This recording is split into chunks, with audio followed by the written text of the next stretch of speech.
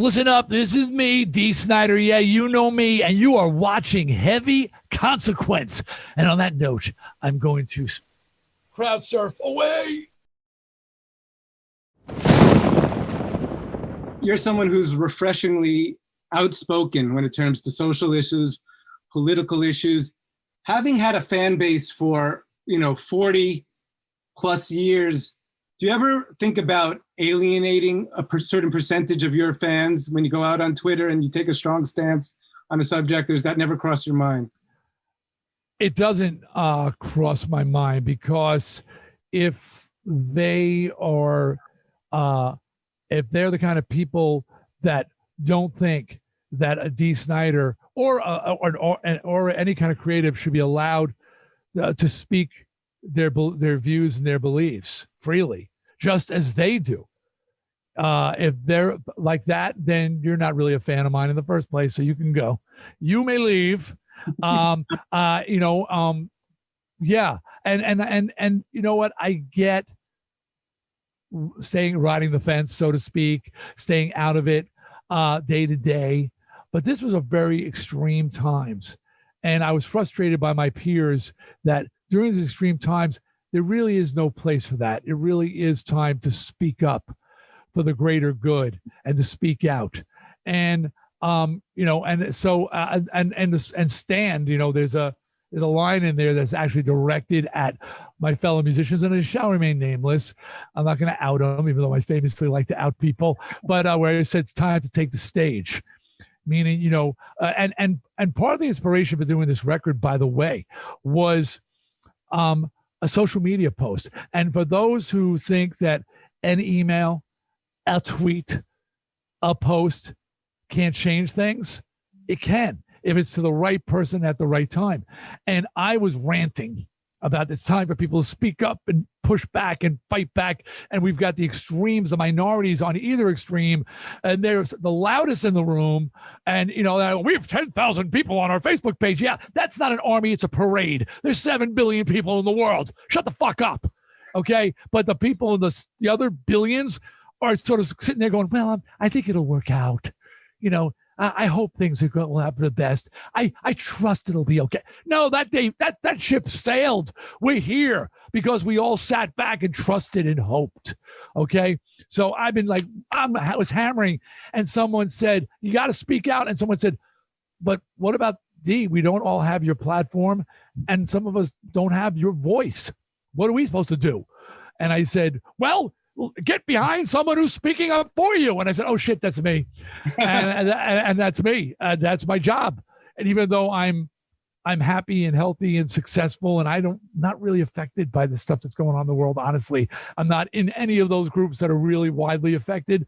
It's great for me, but not for everybody else. I realized that I, along the way, became that voice for others. So again, hey, Jamie, I got something to say. It's time for me to start writing again. It's time to start putting some words on paper. It's time for me to speak out for those who cannot speak out for themselves.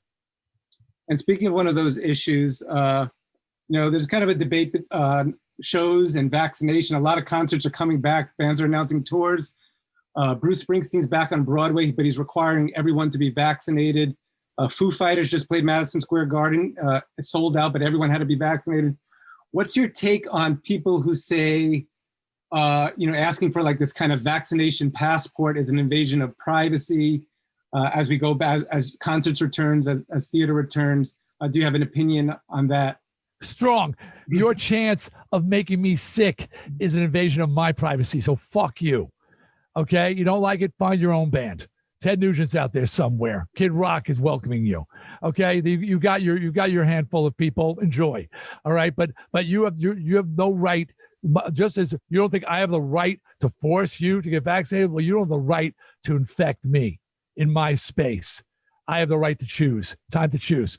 And then we're back to the song. No, so yeah, I just did a show, and and the thing is, there's the option. It's not like you say, I don't want to be sick, but I don't want to take a chance of getting sick, but I have no choice. You have a choice, and you can make your choice, but we have the choice to allow you in to see us perform. We have the choice of being in the room with you. And Ted Nugent learned the hard way. Did he not? Mhm. Said he thought he was going to die. Okay, so that was his choice. And, I'm glad Ted didn't die. I'm a Ted Nugent fan from the old days. He's gone off the kind of, we've been friends over the years. He's gone a little crazy in his old age. But I didn't want to see him die, but I did snicker a little bit when he got sick, I got to say. Plus, he was wondering about what happened to COVID 1 through 18, which was a classic. Yeah, you found out. They're all rolled up in a speedball, and you got it. It was crazy. But you've also been very vocal. I mean, you're a champion of metal. You're one of the best champions of metal out there. There's kind of these voices. Dave Grohl is kind of that voice of rock. You're this voice of metal. And you've been vocal in your criticism of the Rock and Roll Hall of Fame, especially when it comes to hard rock and metal.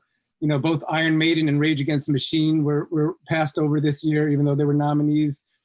Can you just elaborate? I know you had some very strong tweets about it, but just, is there something, obviously you have some issues with the committee. What do you think they can do better, in your opinion? And even with your opinion, do you still kind of hold that induction in high esteem? Well, specifically on the Rock and Roll Hall of Fame, they simply, they could make it not a cool kids club, the committee. And, it's ruled by Jan Werner. Is that his name? The editor of Rolling Stone. What is it? Yeah. And he's been one of the key guys, one of the guys from, the record label that used to have Elvis Costello and I forgot what it was called. But anyway, there's like these hipster type older guys who are deciding what is acceptable and what's not acceptable. And as long as they're controlling things, it's not going to be a fair or an even-handed type of a place, the Rock and Roll Hall of Fame. And it would be much better served if they just called it Music Hall of Fame. On Long Island, where I'm from, they have a Music Hall of Fame, and Twisted Sister's in there, and Woody Guthrie's in there, and Barbra Streisand's in there, Neil Diamond's in there, Public Enemy's in there, because it's music. Great.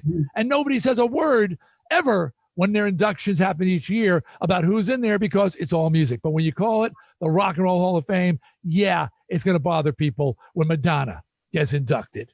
That's not, and when you ignore Rage Against the Machine, or you ignore Iron Maiden or Judas Priest or things like that. So they've got to have a more even-handed committee and make it just they got to figure out a better way of choosing who's involved. And I'll tell you what, record sales might not be one of the criteria. I mean, I get having bands that were influencers.